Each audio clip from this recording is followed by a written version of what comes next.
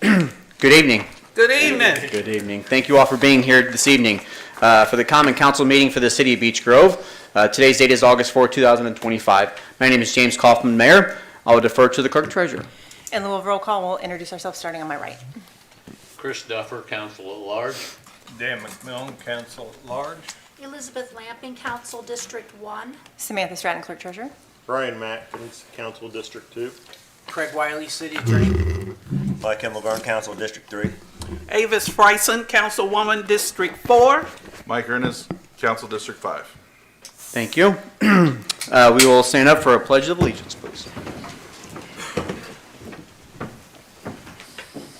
I pledge allegiance to the flag of the United States of America and to the republic for which it stands, one nation, under God, and indivisible, with liberty and justice for all. Thank you. We'll call Pastor Bailey up for invocation. Evening, council members. Good evening. Good evening, ladies and gentlemen of the community. If you'd be so kind as to bow your head for a moment of prayer. Lord, our most loving Father in heaven, Lord, we pause in the midst of all of our activities to invite you into the center of what we do. And Lord, we just ask you, Lord, to lead us with a guidance from above and remind us, Lord, the best way for us to demonstrate our love to you is in the way we love one another. In Jesus' name I pray. Amen. Amen. Thank you, Pastor. Up next, I would like to start off with a brief moment of silence. Councilor Matkins lost his father about a month ago. Beech Grove resident, class of 1968, Beech Grove High School, Mr. Kenneth Matkins. So it's not easy to lose a parent, and I know it's tough. So Yes. thoughts and prayers for you, Councilor Matkins and your family, but I'd like to offer a moment of silence, please. Thank you, Mayor.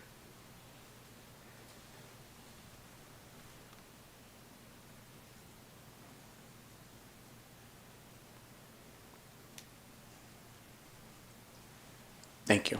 Thank you. There are no special presentations this evening. Committee reports, RDC. There is no report from the RDC this month. I know they are working on finishing up the comprehensive plan. We had an open house about a week and a half ago. Not a whole lot of attendance. I think there were 7 people that showed up from the community, including myself and a couple other people who were here. So a lot of information. If you haven't reviewed that comprehensive plan, I ask all the councilors to please review that. There's a lot of information out there, and the RDC has worked very hard on getting that done. It's been about a year-long process, so I encourage you all to get on there and review that if you haven't done so. And also with the audience as well, go to planbeechgrove.com and you can see the draft plan there. Financial report. Refer to the Clerk Treasurer. Good evening. Good evening. The Indiana State Board of Accounts has completed their audit in office for the 2024 year. An exit interview was completed at which Councilor Bryson and Himmelgarn attended, as well as Board of Works member Benjamin Easley.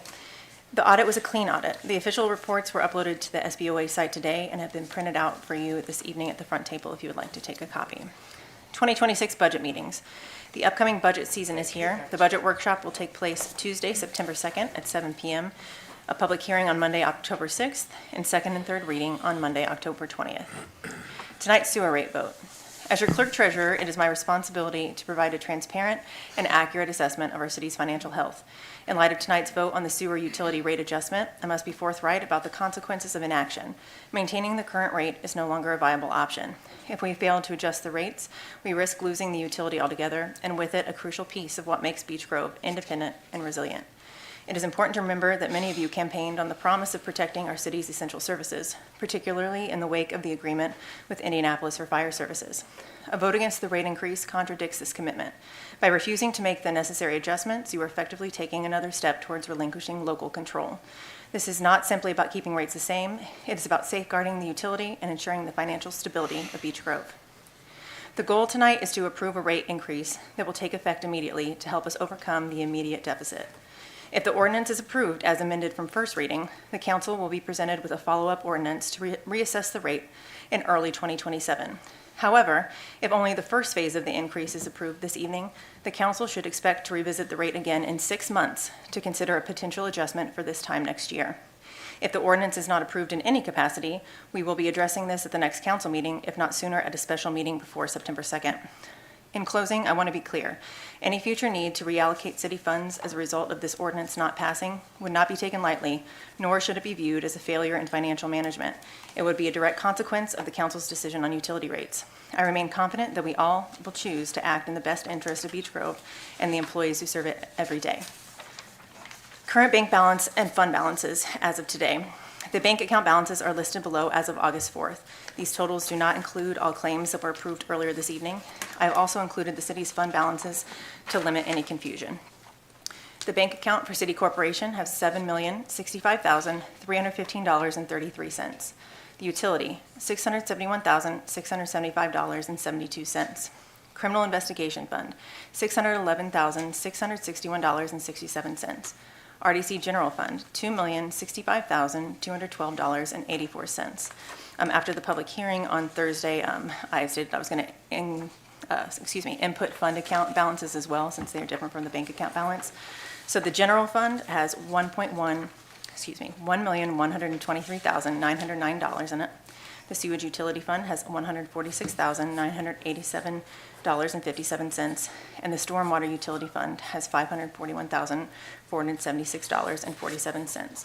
We just closed June today, so the full fund reports with all funds will be available tomorrow on the website. Respectfully submitted, Samantha Stratton, Clerk Treasurer. We usually have what we paid citizens. Do we have that? It's $151,000 Was for that this in month? here? It is not, I apologize. Okay, go ahead, make sure the audience knows what that was. Last month was $278,000, and this month, let me pull up the exact one that just got approved tonight. And that's what citizens charged us for wastewater management, correct? For wastewater Treatment. usage. What treatment? I Treatment. apologize. Treatment. Wastewater treatment. Yes, Thank you. I apologize. I can't find that packet right now. I know it's $151,700 and some change. So it's well over 100,000. It is, yes. Correct. Thank you. And this was a month that we did not have a lot of extra rain, maybe one or 2 days? I think we had roughly a little over 2 inches, because the billing cycle ends typically on the 25th. It's not the 1st to the 31st or 30th. It typically ends on the 25th or 26th of the month. Okay. So this was an above average extra water that was going into that system, correct? Not for this month. Okay, no. thank you. You're welcome. Any other questions? And for reference, I think Council Lamping, the month before was $278,000 that we had to pay Citizens Energy Group for the treatment of wastewater. Okay, thank you. Any other questions? All right. On to reading of minutes. You have our minutes in front of you from our last meeting dated July 1st, 2025. Any questions or comments? No questions or comments? Entertain a motion to approve the City Council meeting minutes dated July 1st, 2025. I'll make said motion. I'll second. All those in favor say aye. Aye. Those opposed? Motion carries. Thank you. Up next, we have public comments. Defer to Craig Watt. Yes, Jennifer Marks.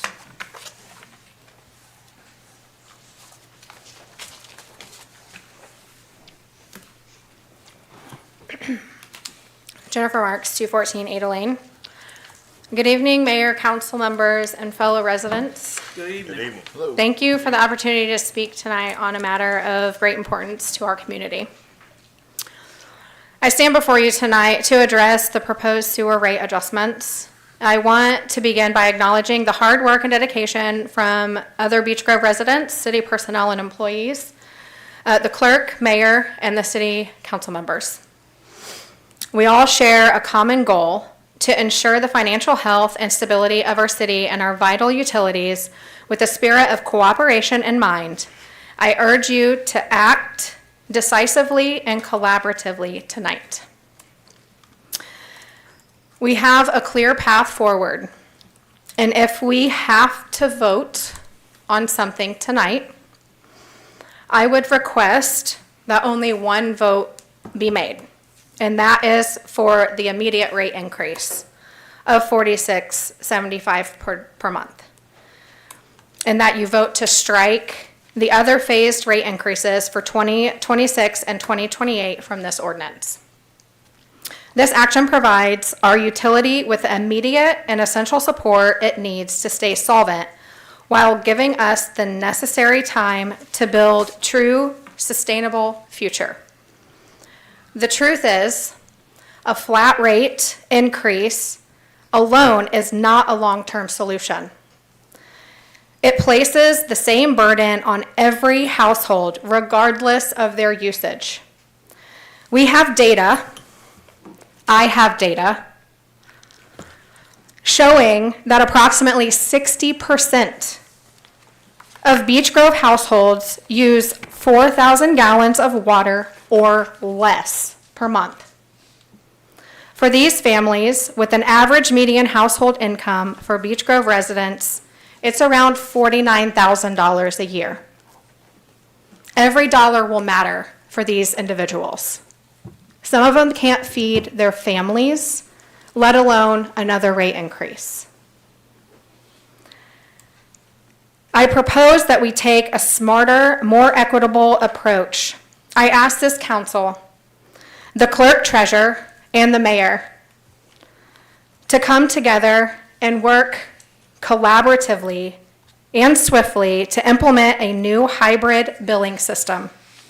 The system would maintain a fair, flat rate for those that use 4,000 gallons or less, and it would bill for true usage of the 40% of customers who exceed the 4,000 gallon threshold at the actual treatment cost of the $2.48 per 1,000 gallons that is referenced in the IURC. This approach is transparent, responsible, and just. As for the data, I went through the May usage that was posted online. And May is a month of lots of rain. And it can also be a month of wanting to fill pools or wanting to start working out in your yards. And as I started to look at those increases of the people that were using above the 4,000 gallons per month, it showed on Google Maps that most of these people that are in the 20,000 gallon mark have pools. And it's not fair to a neighbor that is 80, 90 years old, that is using one bathroom and paying for the usage of some of you that are in this room. I am one of those people. I have a hard time sleeping at night because I'm above and beyond the usage. I myself am putting an increase on my household because I can't sleep knowing that my neighbor next door will not be able to afford their bills. This hybrid billing system needs to be put in place, and you all have a part to play. You all need to work together to get it done. Council members, please. We are a community that believes in working together, embodying the spirit of we before me. Let's put our collective expertise, knowledge, and dedication to work for the greater good of all residents. Let us turn this challenge into an opportunity to showcase what is possible when our city leadership unites. We can honor our contractual obligations and maintain our utilities sustainability without unfairly burdening the majority of our community. Let's make tonight a fresh start. Let's move past the old ways and build a new, innovative path forward together. It's time to create a solution. What makes everyone in Beech Grove love where they live? Thank you. Thank you. Pam Stallard.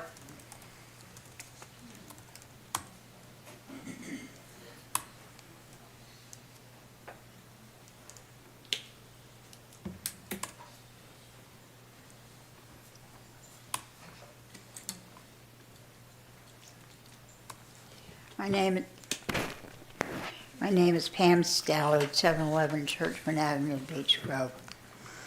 I'm not as eloquent a speaker as Jennifer is, but I'll give it a shot. Okay, I have a different approach to this increase since We want this increase because we are in dire straits and desperate need of more money in the sewer fund. One way we can have more money in the sewer fund, rather than increasing rates, is eliminate some of the things that are coming out of the sewer fund that quite probably should not be coming out of the sewer fund. Some of this I just discovered recently. For example, the elevator maintenance fee was taken out of the sewer fund. I've got a little trouble relating our elevator to our sewer fund. Yet that's what we're paying our sewer money for into that sewer fund, yet it went to the elevator. A $2,000 phone bill every month that's coming out of the sewer fund. Now, why would the city of Beech Grove have a monthly $2,000 phone bill coming out of the sewer fund? Don't understand that.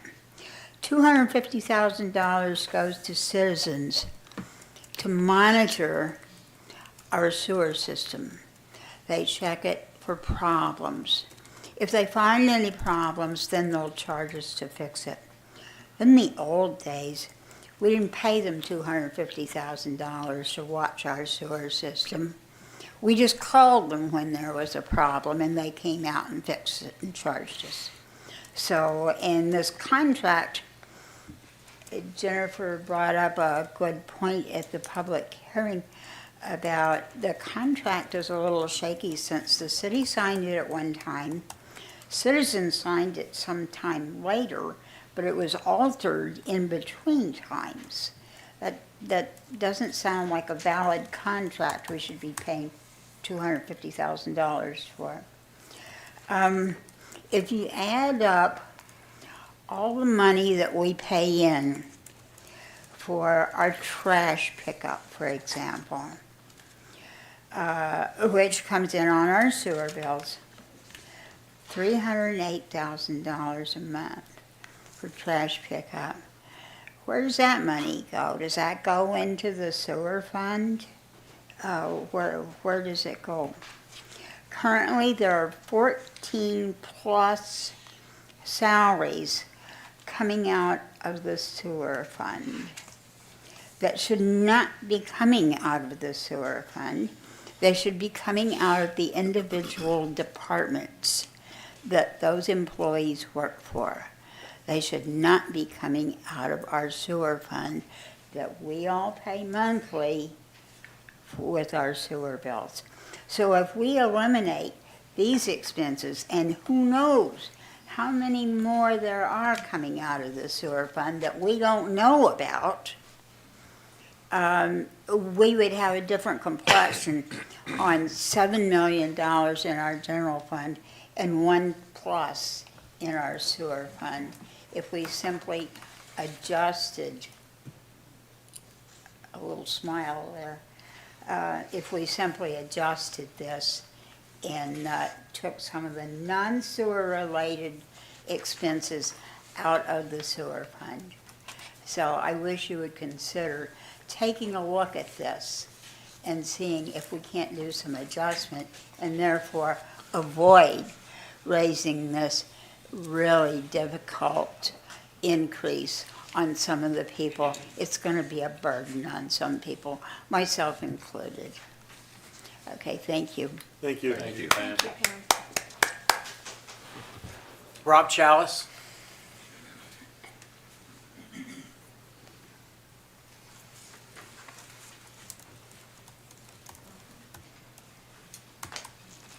Rob Chalice, 1209 Smoke Tree Drive.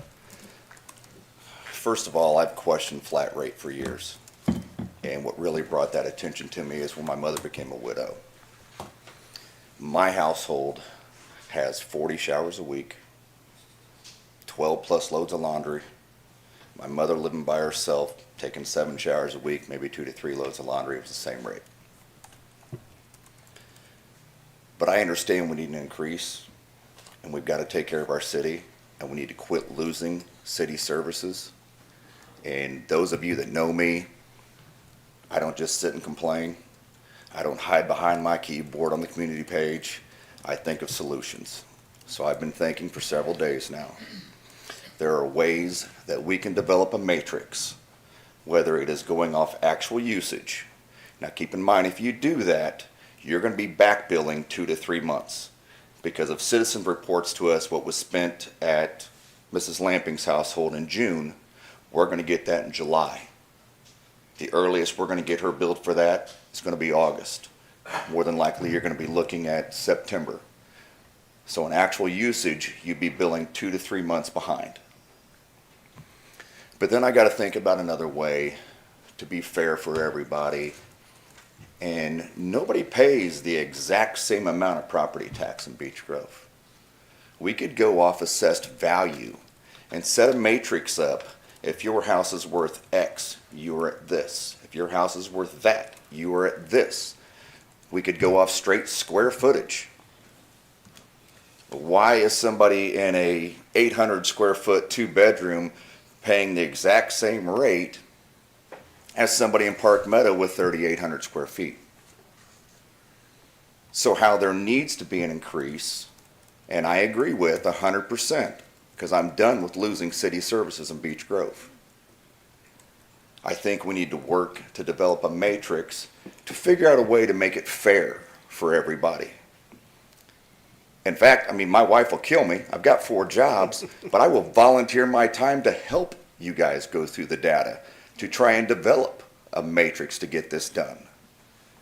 Because it 100% has to be done. Everybody up there made the decision to be up there. All right? We're not in middle school. It's not a popularity contest. You're going to make some people mad once in a while. You have to make hard decisions. You're going to have to make a hard decision tonight for the betterment. If your child comes to you and wants to go out and do something and you know it's not in their best interest to do that, you're going to make them mad for a minute. But you're thinking long term. My advice is maybe, let's approve an increase. Let's circle back on it in a year, 18 months, whatever it is. Let's hold City Hall accountable for developing a matrix within that year or 18 months, and then revisit it. I mean, I'm going to lose, because once the matrix is developed, I'm going up even more than whatever the rate is now. But the bottom line is, I'm done losing city services in Beech Grove. You can't sit and complain about the past city services we've lost and then vote to lose more city services. I mean, how much sense does that make? The bottom line is, I like my money, but I love my city, and I'm done losing city services. I encourage all of you to vote yes tonight, but definitely circle back on this. Thank you. Thank you. Thanks, Rob.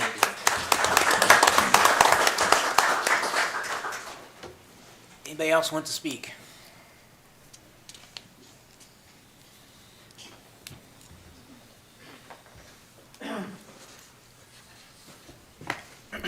Thank you for speaking this evening. Before we go into unfinished business, I'll read a little bit to say, and I'll call up Jeff Peters to say a few words. How did we get here tonight? Okay, and I mentioned it a few times over the last couple months. The sewer fund is nearly depleted due to rising operating costs, specifically for the treatment of wastewater. There's been a lot of information over the last couple months, and I don't want to sound like a broken record and go over everything this evening, so I won't do that. You guys have the information. It's been on the website. It's been shared at the public hearing last week and shared with the people here today. We report on the current physical and financial state of the sewer and stormwater utilities. And based on those, it was realized that the sewer utility is not bringing in enough revenue to fund its current operations. An operation that, thanks to the IURC, will continue to cost the city of Beech Grove more each and every year through 2029 due to increased treatment costs that Citizens Energy Group charges to the city of Beech Grove. The clerk treasurer has presented data and figures as to how we arrived at this point, and the biggest concern is the operating cost. Without increased revenue, the utility cannot continue to operate, pay invoices, or pay employees without the additional revenue coming in. Over the last 4 years, we have been proactive with large sewer rehab projects, but being proactive is no longer an option for the City of Beech Grove Sewer Utility. There are no current projects planned for the unforeseeable future, as the revenue will not sustain any financial commitment. We now operate on a reactive basis. And to be honest with you, that should scare every one of us in the room this evening. Our DPW employees, many of them are here this evening. They provide the quality of life services that go beyond sewer and trash. There are small city perks that we have all come to appreciate, and these are included in our monthly sewer and sanitation bills. I cannot do them justice or list all the things that they do for the City of Beech Grove, but that is what sets us apart from other municipalities. The sewer utility and sanitation is an asset, and it's the elected official's job to manage it. Utility companies are raising rates across the board, and we have no control over that. I mentioned it before. Our future as a city, we have control over managing how our utility is managed and our future. If the city does not manage this asset correctly, I fear what the next year or two will bring, not only for our utility, but for our future as a city. The ordinance has presented adjusted sewer rate to $46.75 this year, which is where the rate should have been had the city managed this asset correctly in the past. The commercial sewer rate will also increase at similar percentages to the residential. This applies to all commercial, schools, nonprofits, and government accounts. This information presented and is now up to the City Council on how we proceed. No one wants to adjust rates. No one wants to pay a higher bill. I understand that, but this is necessary. I made myself available to each of you over the last few weeks to speak. I'm happy to say that I've spoken to at least 4 City Council members in the last week. We're all elected to represent the City of Beech Grove, and that means making difficult decisions, as mentioned. There's been several codes and statutes mentioned in the past couple weeks. One of them is Indiana Code, Chapter 8-1.5-3-8. And that references a utility and the responsibility of the governing body, which is why it's presented to you all tonight. I'll hand these out, if you can pass those along, sir. So a couple things about this statute. I know it's been mentioned a few times in the last couple months. It states that a municipality owning a utility under this chapter shall furnish reasonably adequate services and facilities.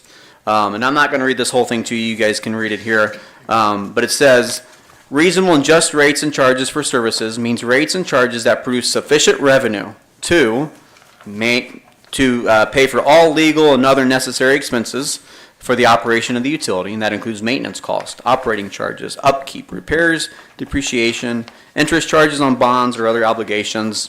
Luckily, we're now debt-free on the sewer side, so we did pay off that debt this year, so that's a great thing. And the costs associated with the acquisition of utility property. And if you go down to the bottom, it says, it is the intent of this section that the rates and charges produce an income sufficient to maintain the utility property in a sound physical and financial condition to render adequate and efficient service. Rates and charges too low to meet these requirements are unlawful. And that is Indiana Code 8-1.5-3-8. So I know that's been mentioned before. I wanted to make sure you had that for your records, sir, counselors. In regards to, there's been a couple suggestions in the last couple weeks from council members. I'd like to address those tonight. One of them was in regards to the pilot and ROI payments. These are approved each year as revenue from the utility to the general fund. We have decreased the general fund's reliance on these payments over the last few years, and there's still work to be done. Our financial consultant, Jeff Peters, is here tonight to discuss that, along with other suggestions that have been presented by the councilors. I know some people here, when the clerk treasurer says, here's what's in this bank account. Just because there's $7 million in the corporate bank account doesn't mean the general fund has $7 million. So earlier the clerk treasurer said, I think there was $1.1 million in the general fund.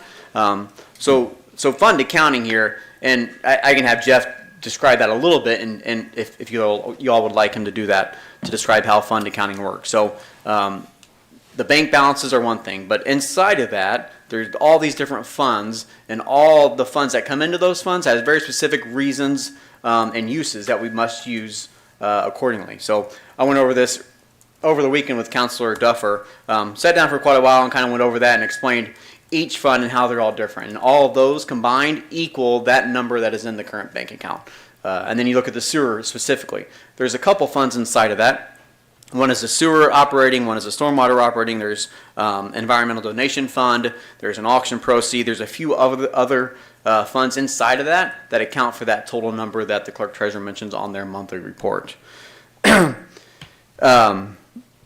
Also, I know Councilman McMillan had a question about local income taxes. So I would ask Mr. Peters to discuss that as well. So I know you mentioned about driving local income taxes into the other funds or other uses, right? Is that what you suggested doing?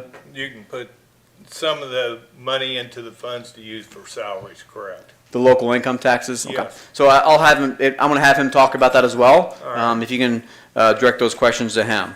After Mr. Peters answers your questions or concerns, we'll go into unfinished business.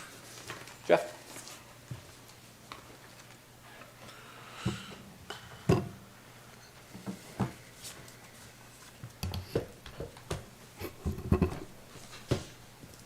Thank you all. Appreciate the opportunity to be here. Last time we talked a little bit about the impacts of the new legislation, and that's kind of where I want to go with this, because not only do you get to sit as the fiscal body for the utility and set those rates, but you also sit as the fiscal body for the city and have to consider those revenue streams. And we had talked about before with pilot and ROI, you have over time brought that amount down about $300,000 a year from where it started originally. And I believe I mentioned last time that we were going to go through the analysis of what is the impact of the new legislation to the civil side. In short, the assessed values for like 1% property are going to be driven down between 2026 and 2031 to a third of what their gross value is today. 2% properties, which are rental residential, agriculture, long-term care facilities, they're going to go down to 2/3 of what they were. For business property, today, if you have business personal property of $80,000 or less as an acquisition cost, you don't have to file a tax return. You don't pay on that $80,000. In 2027, that amount jumps to $2 million. So any businesses that have $2 million or less of business personal property acquired, they're going to fall off the tax rolls. So what's going to happen is, unless you have extraordinary growth, you're going to have the assessed value go down, which is going to drive up the tax rates. Then when you drive up the tax rates, you are going to have more properties that hit those 1%, 2%, and 3% tax caps. So you will have more of a circuit breaker loss that you share, so that you will net collect fewer property tax dollars. In addition to that, the legislation said for 1% homestead property, they are going to have the a credit of the lesser of 10% or $300 go to all those homesteads. Well, again, that comes directly off of your property tax. So now if you levied $100 and you collect 90, you might be collecting 85 or 81 or 76 when we get through this. And this cycle gets implemented between 2026 and 2031. So what we looked at, to me, it's kind of a continuation of when we went to tax caps. The legislature wants to push all local units of government away from property tax and onto income tax. So for your unit of government, when tax caps went into effect for this year, you are short $3.2 million a year in property tax because of these circuit breaker losses. Had we been under the old system prior to the tax caps, you would get $3.2 million more a year to address services. I expect that amount to go closer to $5 million a year by the time we get all this implemented through 2031. So you've got potentially another $2 million of loss annually coming your way. That's just from the property tax side. On the income tax side for the new legislation, it took the current lit regime that you have, where today you have certified shares from your income tax locally, public safety income tax that you share in a different formula that you get. And the third part of the income tax that you probably didn't realize is when tax caps came into effect, the legislature gave you the option as a county to subsidize property tax with income tax and freeze the maximum levies. So your maximum levy did not grow for a certain number of years. So all three of those income taxes go away at the end of 2027, and they'll be replaced with a new model. The amount that has been used to subsidize your property tax for those levy freezes, all those property taxes are going on the tax rolls in 2028, and you can't stop it based on the way the legislation's written today. That's part of what's driving this increase in circuit breaker loss and homestead credit loss. When you get to 2028, you as a city fiscal body for the first time will have the ability to levy your own income tax just on your citizens inside of Beech Grove. When we look at that number, although today there is no data set that is Beech Grove local income tax base for local income taxes. So what we did was look at the per capita income and the population of Beech Grove, looked at that compared to Marion County because we know what the Marion County total population and increase and collection of income tax is, and then had to equalize those based on the data sets that we had. Looking at that, we think you are going to be short of where you are today in property tax by a couple $1 million a year. There is, in that new income tax regime, the ability of the county to levy a countywide income tax up to 0.4% for fire and EMS. The formula, as it's written today, says we will mandatorily share that with fire districts, fire protection territories, and municipal fire departments, so city and town fire departments. Today, Beech Grove does not have a fire department. You have a fire contract payment you make, so I don't think you qualify for that. So potentially, when you get to 2028, you are going to be millions of dollars a year short. Hopefully, the legislature will fix some of that 0.4 or give you a higher percentage so that you're closer to even. But I would tell you today, consider that as you impose these rates about lowering pilot and ROI. You certainly can. You have the authority to do that. You can take it out of the model, which will give you less of a rate increase for the sewer. But it will eat up cash in the general fund, and you may be in that same position that you have to put it back shortly. So beware of that fact. Can I ask a question? Certainly. As far as these taxes here, Beech Grove is not going to be unique to this whole situation. This is going to be statewide.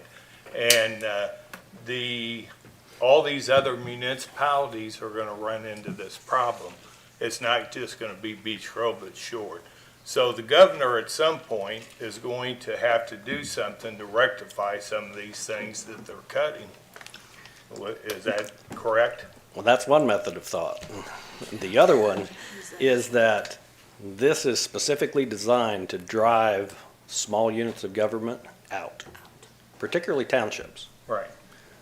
You guys may get caught up in that same formula just because the law applies as it applies, and you being an excluded city or town inside Unigov, which is only Marion County, and bound in geographic borders, if they don't fix those things, I think you guys are insolvent by 2030. So I don't know what the legislature's true intent is going forward. I think there is a lot of pressure to get rid of those smaller units of government, particularly townships. But I don't know if they'll just leave those flat amounts and see what falls out, see who folds and who doesn't. Okay. So with the property tax rate, what we pay on our property taxes to health and hospitals, which pays for our EMS services, IEMS, so they're gonna shift that to income tax to help to protect, pay for that. Is that what you're saying? No? No, you're still going to have the property tax for health and hospital, the property tax you levy in the general fund toward EMS. Those will stay the same and still grow by a factor. But it's the income tax that you get today for public safety Okay. would potentially revert to just fire and EMS under a definition that I don't think you're currently eligible. So we'll have to come up with another way to pay for our contract with fire? Yes. We don't even know if they'll want us and when this contract expires. And I mean, like right now, it's 80 million. It could be 200 million next contract. I mean, they could price us out of business tomorrow. Yeah, I would think the probable solution is probably more like your library.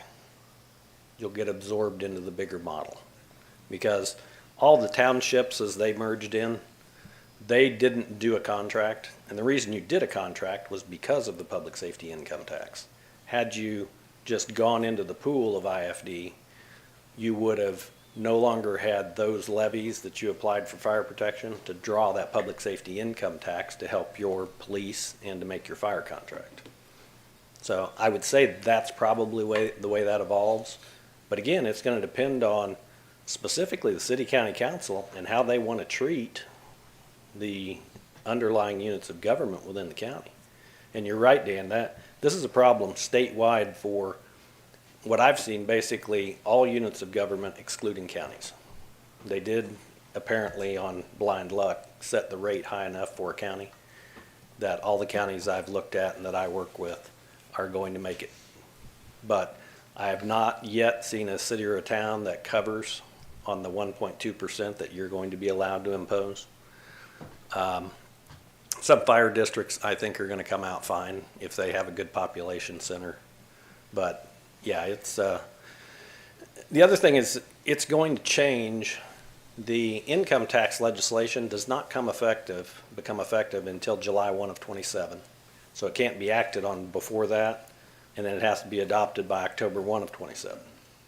The legislators or the legislators from both the House and the Senate, when they were discussing this and getting through on the final push, they said, we know it's not perfect, we've got time to make changes, which tells me some of this stuff's going to change in 26, probably more in 27 because it'll be our next long legislative session. So you may have, a whole different group of things that you have to jump through and opportunities that you may or may not be able to take advantage of. All that being said, 2 years of insecurity before you, retain as much cash as you can. And again, consider that when you set these rates. The IEMS, does Beech Grove receive anything since we have our own ambulance service? We pay for our property taxes. It comes out of our property tax. It's in your property tax, but that definition says municipal fire departments. It's the income tax is levied for fire and EMS, but the definition on distribution only says municipal fire department, which I think you fail to meet that definition today. Did it say or fire protection too? Did you say that? It says mandatorily a fire protection district, a fire protection territory, and municipal fire departments. It gives the option for volunteer fire departments and township fire departments. Well, like all laws. But all of it's- them say fire department, none say EMS, because, we have some entities that, like you, that have EMS. But your fire's based on a contract.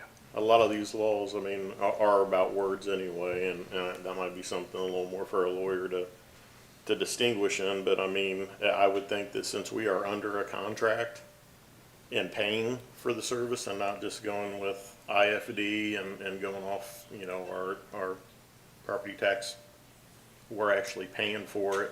That's a service that we're paying for. I'd almost think that we are under a fire protection because we are paying for that. It's not just being covered by the county. Yeah, but that's specifically why you did a contract. was so that you didn't lose your public safety income tax. And now this time when they wrote the formula, they wrote it a different way, which makes me think it's intentional. Was that state legislatures?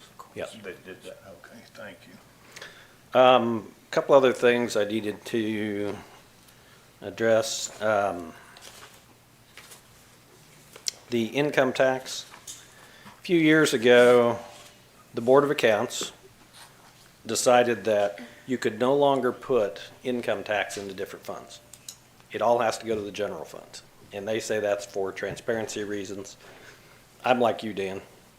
For 45 years, you know, it's been allocated to the different funds as you needed it because it's basically a general revenue. They took the position a few years ago that said, yeah, it's a general revenue, therefore it has to go to the general fund. So you can no longer drive it into MVH or anything else. Do you know when they changed that? Thank you. There's a memo from 22. Do you need? It was done, no, you can have that. It was done before that, but that was the last memo I found that they put out in 22 because people were ignoring it and not doing it. Okay. But per their guidance, it is to be put in the general fund, period. Well, Now, I know when I did it, it passed numerous audits. yes. And so, Yeah, and we implemented that strategy everywhere around the state for 30 years. But now they've decided that somehow that's not applicable. So need to do it in the general fund. However, you are allowed to appropriate funds out of the general fund for MVH expenses or local road and street expenses if you wish. okay. A little conversation on to the expenses for the utility. You know, worked with the clerk treasurer as to what are the appropriate personal services or salaries that are in there. Yours is not unique. Everybody that has a utility, you typically look at it as you have a publicly owned utility. If you did not and it were private, what would it have? Well, it would pay property taxes, so you've imposed a pilot. They would have a return on their investment. You have a return on your investment as the city owning it. The private utility would have a board that sits as you do. It would have an executive. It would have a fiscal officer, and it would have employees. So that's kind of how all that methodology kind of lays out. If it were a private utility, that's what would be allocated to it, therefore we allocate kind of the same way. Now, you know, you can go through and scrutinize those and say, oh, you know, Jimmy really works 37% here and 73% there.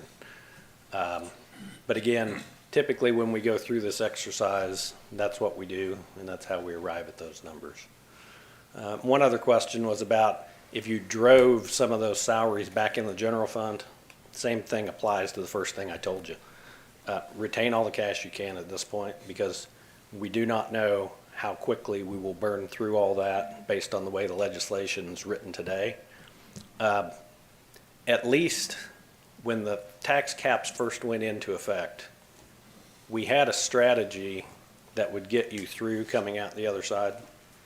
This is the first time in my career I've ever, you know, had to go to people and say, there is no solution for you today.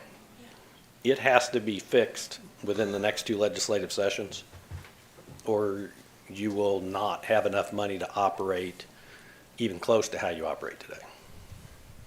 So I'm kind of with you. I think common sense will take over and they will give you more options, but you're going to have to wait a year to 2 years before you know what those options are and how good they are. So all this legislative action, that's through that Senate Bill 1 and 2, is that, if anybody It's needs Senate to Bill wanna look- 1 primarily. There may be a few other statutes that I threw in So there. if anybody in the public wants to review or look at those bills, those would be the 2 bills that you're talking about, these legislative Senate Bill 1 changes. would be the main one, yeah. It's 365 pages of, yeah. And keep in mind, the state legislature voted on this, but the governor drives a lot of those decisions. I believe so. I believe so. And, you know, again, this continues what they did under tax caps. They want local government away from property tax and onto income. Why they think that's a more fair system, I don't know. Because you have people who are property rich and income poor, and people who are income rich and property poor. So you create these winners and losers, but that's the legislature's push, I think, at this point in time, and I don't foresee them going backward on that. I know that's not good news, nothing that anybody wants to hear, but any questions I can help with or follow up on? Other than the sewer, do you see any other shortfalls coming before the end of the year? And whether it's the general fund or the sewer fund? I don't think it's the end of the year. I think probably your next biggest component is going to be looking at streets and roads, your normal infrastructure stuff. Speaking on that, there is new legislation where they have decided that in this new legislation, they're going to take away some of the money that you have previously received in Community Crossings Grant. They're going to shrink that pool down, and they're going to put it in a separate pool. They're going to distribute that pool for the first time based on lane miles. We've always done things distributed on road miles, but lane miles, if you have a 2-lane road, that doubles the amount of that count.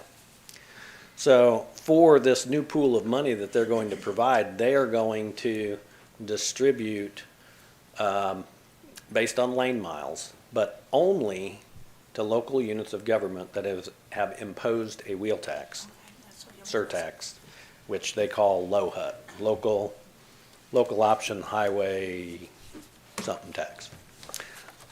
So I would advise you guys, if you want to share in this pool, you will have to impose a wheel tax surtax locally. So there will be one for the city, one for the county, but that's the only way for you to share in this pool. So with that wheel tax, and that's a question I keep asking and I can't get a clear answer. So on your vehicle registration, if a wheel tax is imposed, and what's the max, what's the range? Depends on whether you have, I believe, an improvement plan on file with NDOT. It is, I think, the low's real low. The top of the not having a plan on file, I think, is 50. That's what I thought. And if you have a plan on file, I think it is 80. But that may be at the county level. And that would be on every registered vehicle in Beech Grove if you impose something like that when they go to get their registration, their vehicle.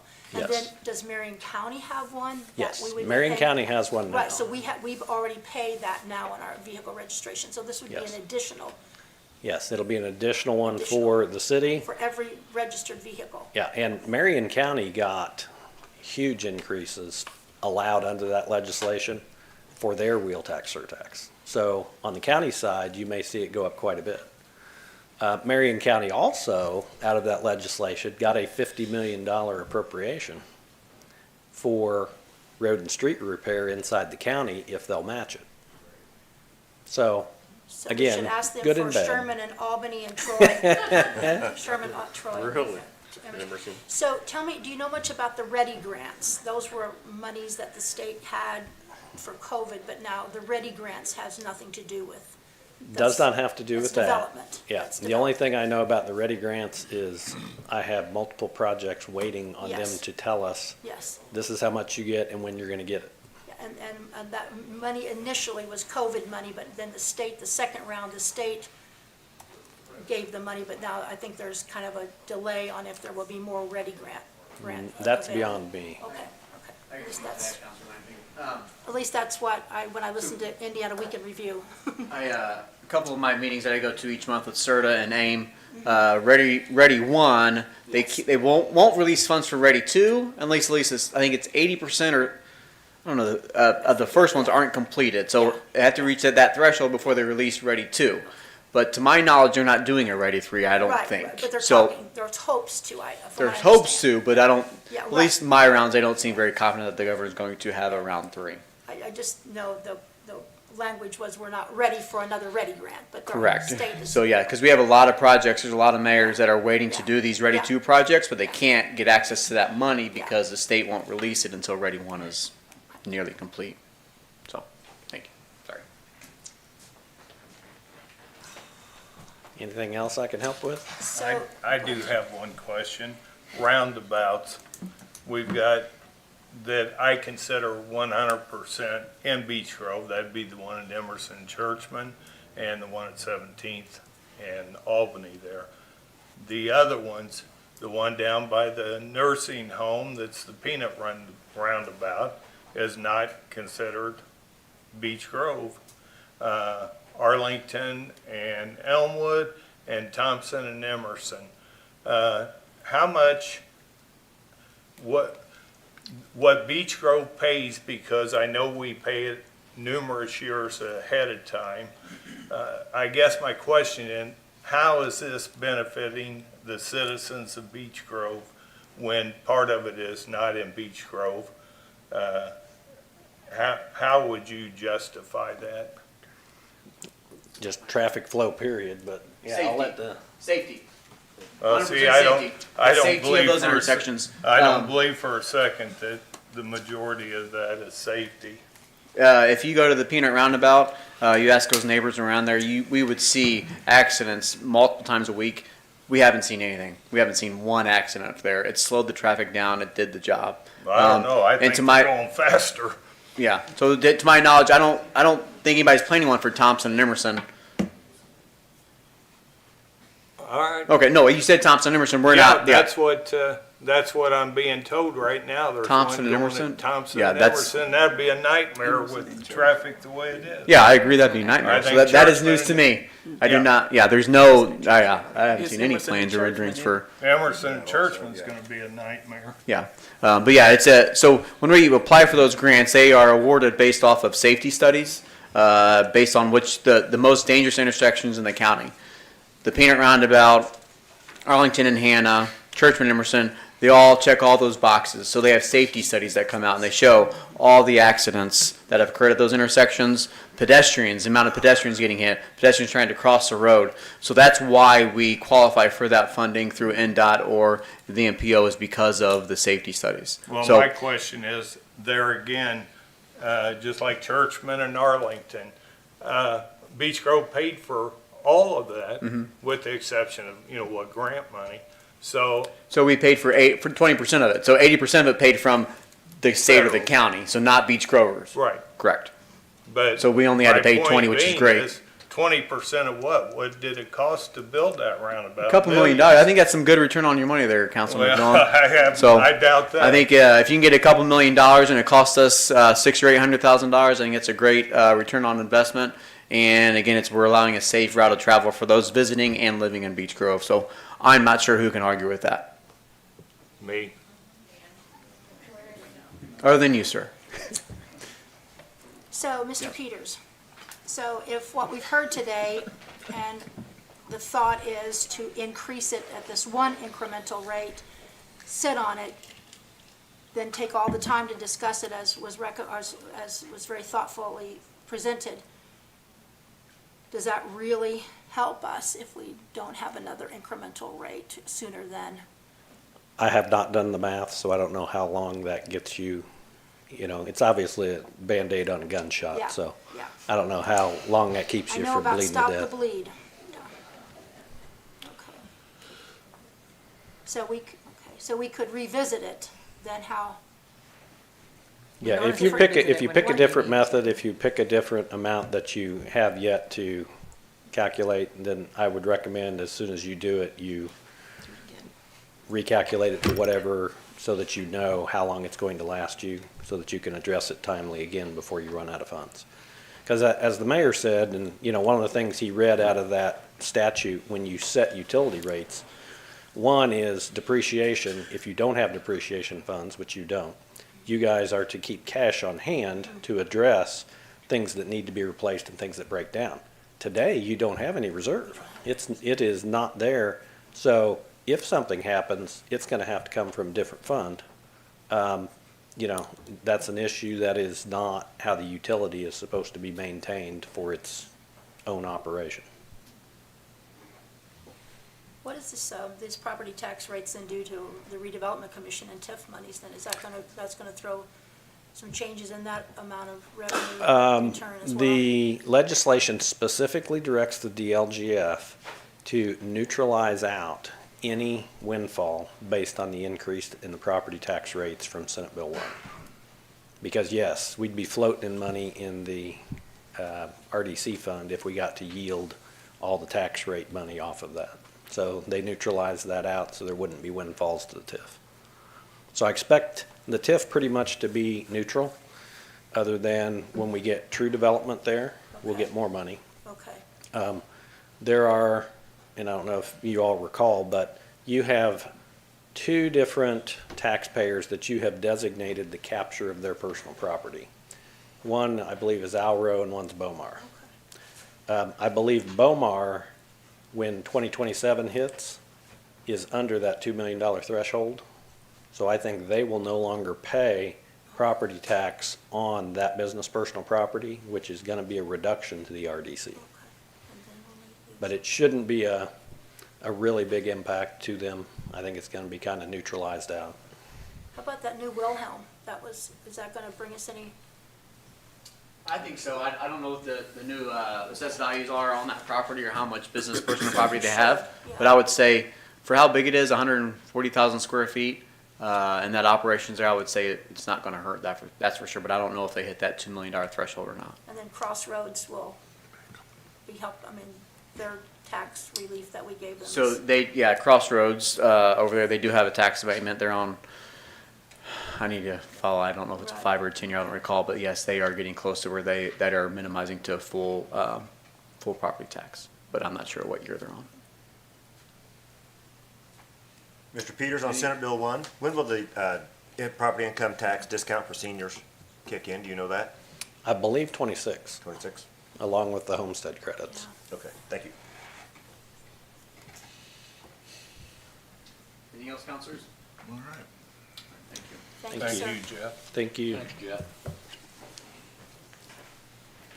All right, well, that was a lot. I'm not sure who decided to invite him, but that's a lot of information there, so thank you, sir. But something that we have to remember to keep informed on, contacting your state legislator.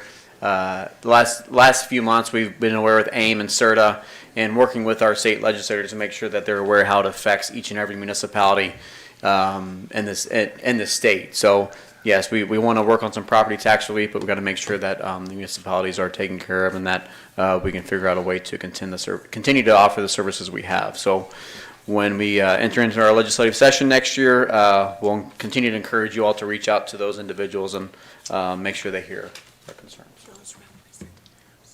Yes, representatives, yes. And senators, yes. Thank you, Councilor Lamping. All right, we're at unfinished business carried over from our previous meeting. Up first, General Ordinance Number 3, 2025 is up for second reading this evening. It was read into the record at our last meeting, so if you would like to read it by title only, you can. I'll defer to the council members. I was wondering, maybe for the benefit of the importance of this, we should read it fully, do you think? That's fine with me. That's fine by See me. what the council Yeah. thinks, but. Yes, sir. Councilwoman Friesen, I believe, has something to read. Woo. After this psychological warfare I'm going through right now. I'm reminded of what the minister said Sunday, hope is still an option. And I hope we all have hope. And after all of the things that's been said tonight, I feel better with the community, with the hope that you're giving. So I just want you to know we hear you. And after listening all day, here's what I sent to our council members to let you know that we do care and we are listening. I just wanted them to know on behalf of all of our constituents, we're submitting this letter to formally request an amendment to the proposed ordinance currently under consideration. After carefully review and in response to the community feedback, we're giving this proposal to the council to strike the phase rate increases scheduled for 2026, and they want 28 in there too, but I said we can discuss this later. This amendment will leave in place only the immediate increase for 4675. ensuring a more transparent and manageable adjustment for our residents. I believe this change reflects both fiscal responsibility and responsiveness to the concerns raised by those we serve. Just want to introduce this tonight as we proceed to a vote. Thank you all for your attention to this matter and for your continued commitment to serving the people. Thank you. Thank you, Councilwoman, I appreciate that. And just so for the record, so I know at our first meeting, Councilor Lamping made an amendment to remove the third rate increase for 2028. So we already amended that once. So the current ordinance as being presented tonight only has those two increases. The first one to 46.75 and the second one to 56.75, effective September 1st, 2026. I also wanted to mention, I'm encouraging our council members, we got to take off the shirt of pleasing everybody. It's not going to happen. Thank you. So General Ordinance Number 3, 2025 is up for second reading. There is a suggestion to make an amendment on it, so, and also a request to read it into the record. So, if we can read it into the record first, and then if a council wants to make an amendment, then we'll open up the floor, if that's okay. An amendment or both amendments? 26 and 28? It'd be 20 one amendment. because 28 was we took already out removed. 28 Okay. last time. I got you. That was removed last meeting, right? Yep. Yeah, so that's done. So Okay, just if wanna you make look at the sure. ordinance in front of you, there's no 2028 listed. I got you. Okay. General Ordinance 3, 2025 is an ordinance that amends Chapter 50 of the Code of Ordinances for the City of Beech Grove pursuant to fees charged to the Beech Grove Sewage Works customers for the treatment of wastewater.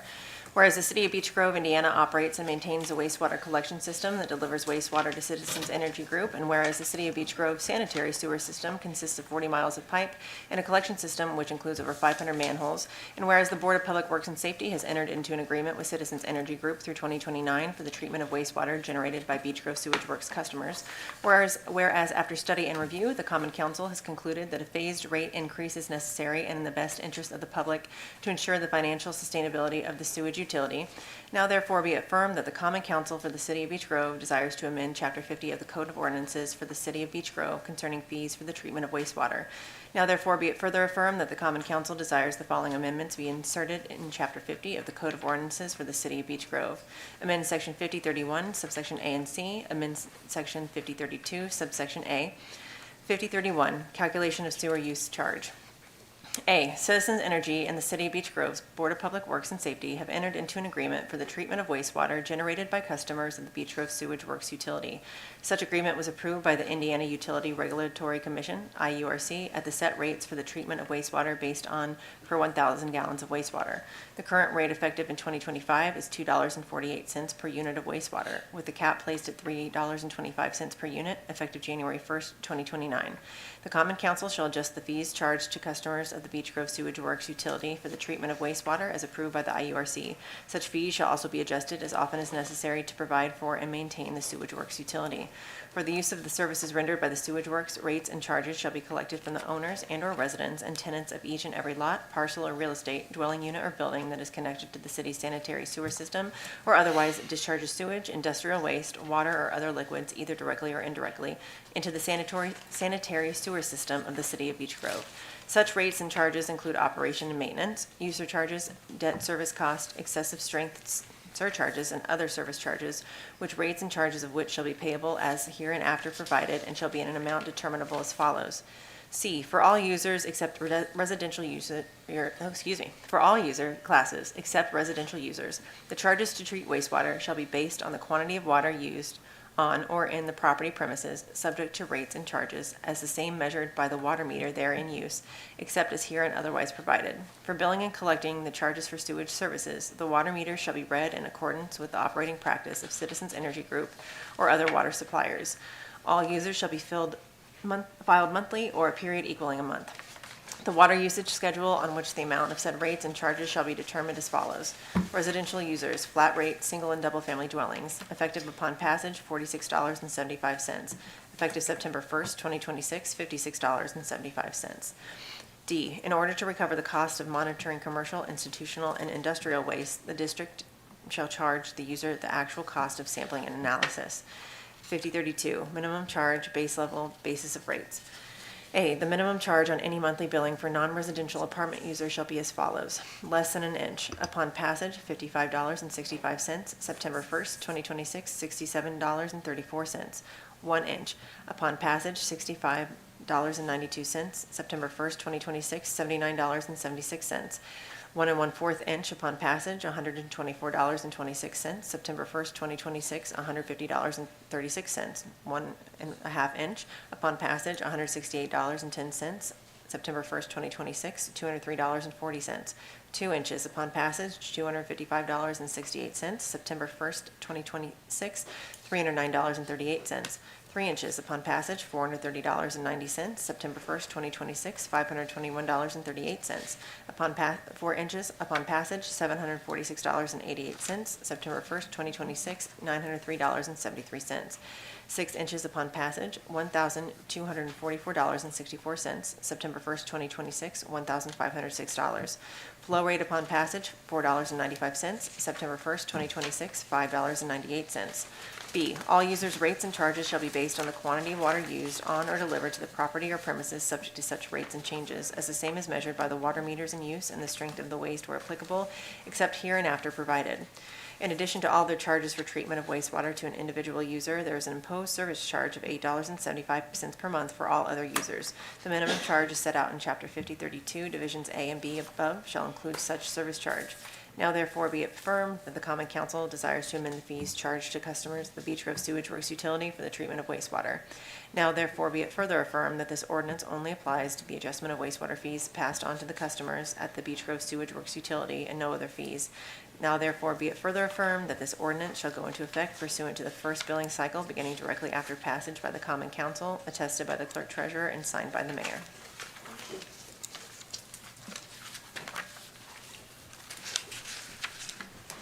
Thank you.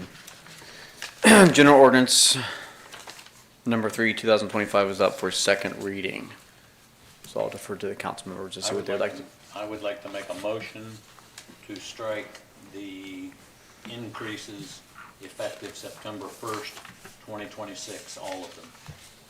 For residential and commercial? Yes. I'll second. Second. To read both of those, I would also remove it from the first page where it says, whereas, after study and review, the Common Council has concluded that a phased rate increase, so remove the word phased, if we're gonna do Yes. a one, so put concluded that a rate increase is necessary. And then you'll remove the single and double family dwellings for effective September 1st, 2026, and then the commercial rates for September 1st of 2026. And I think the rest of it is okay? Is that what your motion is, Councilor Yes. Duffer? That sounds right.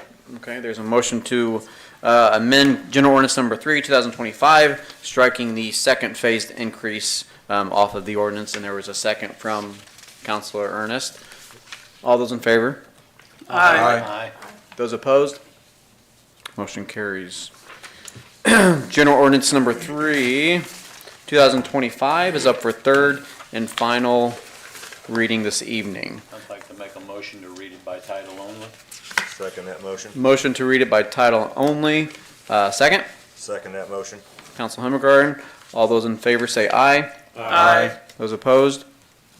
Motion Do we carries. have to go individually on that? I'm sorry, no? Did everybody vote aye or no? Oh, yeah. Okay. Yeah, I wasn't We sure. can go individually. No, no, Okay. we're fine. I just Yeah. want to make sure. If it was 7-0? Yeah. Okay. We used to go individually. I just want to Yeah, make sure. no worries. I that's all. appreciate it. Yeah. So that was 7-0, correct? To read by title only? All right. Yes, sir. Defer to the clerk treasurer. General Ordinance Number 3, 2025 is an ordinance that amends Chapter 50 of the Code of Ordinances for the City of Beech Grove pursuant to fees charged to Beech Grove Sewage Works customers for the treatment of wastewater. Thank you. General Ordinance number 3, 2025 is up for third and final reading as amended. Entertain a motion to approve. I'll make said motion to approve. I second. Second, all those in favor say aye. Aye. Those opposed? Aye. Counselor McMillan votes no. Is that the only one? So passes by a vote of 6-1. Is that correct? Yes. All right. Thank you. Up next, we have General Ordinance number 4, 2025. which is pertaining to stormwater charges for the city of Beech Grove. That is up for second reading. I will defer to the clerk treasurer to read that into the record. Quick question, does Yes, that ma'am. have to change, because that does not have to change because we changed this? It does not, correct. That's what I want to make sure. Yep, because it is just one increase and there's no phased. Yes, ma'am. General Ordinance Number 4, 2025 is an ordinance that amends Chapter 50 of the Code of Ordinances pursuant to stormwater fees established for the City of Beech Grove. Whereas the City of Beech Grove established stormwater fees on August 1st, 2014, and issued step increases that continued through 2018, and issued a cap of $3.75 in 2018. Whereas the Common Council mandated that funds collected to be used to correct drainage problems and other tasks associated with drainage and stormwater matters without the issuance of debt. And whereas residents are now witnessing drainage corrections in our city, and these fees ensure that future drainage corrections will continue to be made. And whereas our DPW director is mandated to file an annual report, MS4, on our diligence towards addressing drainage matters with the Indiana Department of Environmental Management. Now therefore it be affirmed that the Common Council desires to amend the cap on the fees collected pursuant to our stormwater utility. Now therefore be it further affirmed that the Common Council desires that the following amendment be inserted in Chapter 50 of the Code of Ordinances for the City of Beech Grove. Delete in its entirety, Section 5202, Stormwater User Fees. A, calculation of stormwater fees. The fee per one equivalent residential user shall be $3.75. Replace with the following, Section 5202, Stormwater User Fees. Calculation of stormwater fees. The fee per one equivalent residential user, ERU, shall be $5.25. Now therefore it be affirmed that the Common Council desires to amend the cap on the fee charged pursuant to the collection of stormwater fees. Now therefore it be further affirmed that this ordinance only applies to Chapter 50 of the Code of Ordinances for the City of Beech Grove and no other chapter. And now therefore it be further affirmed that this ordinance shall go into effect pursuant to the first billing cycle beginning directly after passage by the Common Council, attested by the Clerk Treasurer and signed by the Mayor. Thank you. General Ordinance Number 4, 2025 is up for second reading this evening. Any questions or motion to approve? I'll make said motion to approve. A second. Second, all those in favor say aye. Aye. Those opposed? No. Council Himmelgarden? Yes. Council McMillan, did you vote yes? Yes, Okay. I did. Thank you. Wasn't sure. So it passes by a vote of 6-1 on second reading this evening. General Ordinance Number 4, 2025 is up for third and final reading. I will defer to the Clerk Treasurer to read it into the record. General Ordinance Number 4, 2025 is an ordinance that amends Chapter 50 of the Code of Ordinances pursuant to the stormwater fees established for the City of Beech Grove. Whereas the City of Beech Grove established stormwater fees on August 1st, 2014, and issued step increases that continue through 2018, and issued a cap of $3.75 in 2018. Whereas the Common Council mandated that funds collected be used to correct drainage problems and other tasks associated with drainage and stormwater matters without the issuance of debt. And whereas residents are now witnessing drainage corrections in our city, and these fees ensure that future drainage corrections will continue to be made. And whereas our DPW director is mandated to file an annual report, MS4, on our diligence towards addressing drainage matters with the Indiana Department of Environmental Management. Now therefore, be it affirmed that the Common Council desires to amend the cap on the fees collected pursuant to our stormwater utility. Now therefore, be it further affirmed that the Common Council desires that the following amendment be inserted in Chapter 50 of the Code of Ordinances for the City of Beech Grove. Delete in its entirety, Section 5202, Stormwater User Fees. A, calculation of stormwater fees. The fee per one equivalent residential user shall be $3.75. Replace with the following, Section 5202, Stormwater User Fees. Calculation of stormwater fees. The fee per one equivalent residential user shall be $5.25. Now therefore it be affirmed that the Common Council desires to amend the cap on the fee charged pursuant to the collection of stormwater fees. Now therefore be it further affirmed that this ordinance only applies to Chapter 50 of the Code of Ordinances for the City of Beech Grove and no other chapter. Now therefore it be further affirmed that this ordinance shall go into effect pursuant to the first billing cycle beginning directly after passage by the Common Council, attested by the Clerk Treasurer and signed by the Mayor. Thank you. General Ordinance Number 4, 2025 is up for third and final reading this evening. Is there a motion to approve? I'll make said motion to approve General Ordinance Number 4, 2025. I second the motion. All those in favor say aye. Aye. Those opposed? No. Aye. So it looks like a vote of 5-2. Councilor McMillan and Councilor Himmelgarden voted no? Correct. Okay. General Ordinance Number 425 passes on third and final reading. Thank you, council members. There is no new business this evening. I will defer council comments. Councilor Ernest. Thanks to the council for coming up with a deal that we were all on, basically. This provides some relief to the people, while also letting us put together a plan. I like what we've heard from some of the citizens tonight. Thank you for speaking. I'd like to use some of what you guys said, and whether it be the matrix or, some of the suggestions that you guys have put together, this gives us some time to come up with a good game plan to keep the city moving further. So, that's all I got. I just want to second what he just said. I do feel hope with the community, and hope you do. Do you feel hope? Yes. I see some head nods. I'm just glad that we can agree on something. Lord have mercy. And just want to say thank you to everyone. So I'll say, yeah, with this, we're all in this together at Beech Grove, so we gotta find some common ground to come Yes. together and, just work together to make it happen for us. Thank you. Yeah, I'm a parrot up here. Everything they just said, same thing. Yeah, appreciate everybody coming out and Jennifer for putting together, everything that she did and Brilliant. meeting with everybody. That was great. Same thing with Mr. Chalice. I appreciate you coming out and speaking as well. Pam, everybody that came out to talk about it. I mean, this just shows that the community cares. The city, is getting involved. We need that. We don't have all the answers, but we're up here trying. We need everybody to help us. Yes. And, there's a lot of brilliant people in the city, and if you got ideas, by golly, share them, please. Yes. Thank you all. I would just encourage everyone to read Senate Bill 1 and 2. Make sure you look to see what legislatures that, if you could vote for them, sponsored this bill and why they sponsored it. Maybe you should reach out and contact them. There's a lot more that's going to affect us than just one increase here. Thank you all for coming. I'd just like to say, I had very numerous people that contacted me that did not want an increase. A handful or more of people that said go ahead and increase it. But we came to a conclusion. It wasn't what I voted for, but anyway, it is what it is. I'd like to thank our DPW guys. I've seen them out on Main Street today, taking down signs. They did an excellent job, and we appreciate what you guys do for this city. Yes. Amen.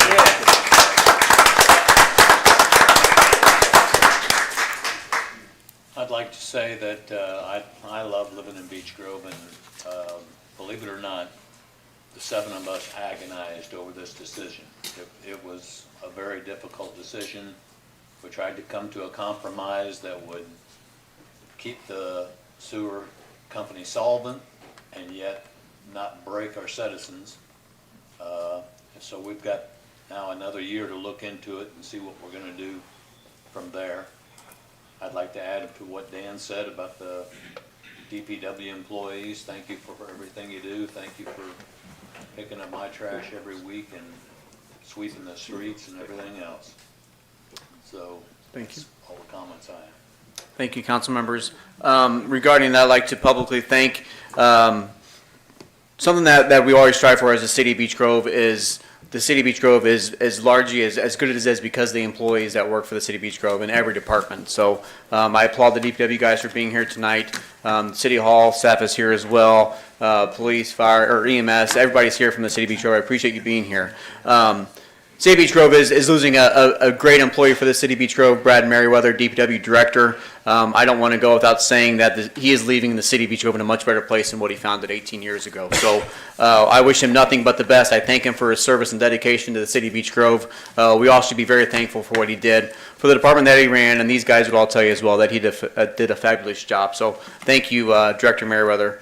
We wish you nothing but the best in your future. I can have a round of applause for that. There you go. All right, thank you. Two more things. The city of Beech Grove was the first city in the entire state of Indiana to reach gold status with IDEM. This is after years of work on sustainability initiatives. Thank you to everyone that helped reach this goal, including former Mayor Buckley. It was a lot of work to get here, but we are proud to say that we are the first city in the entire state. So that's pretty impressive. So I applaud them.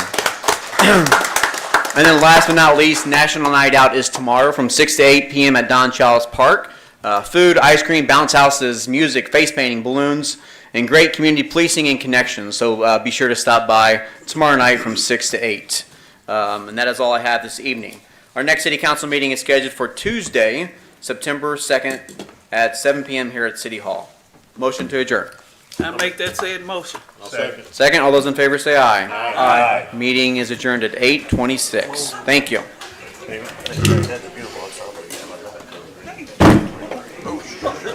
Mike's hot. See you tomorrow.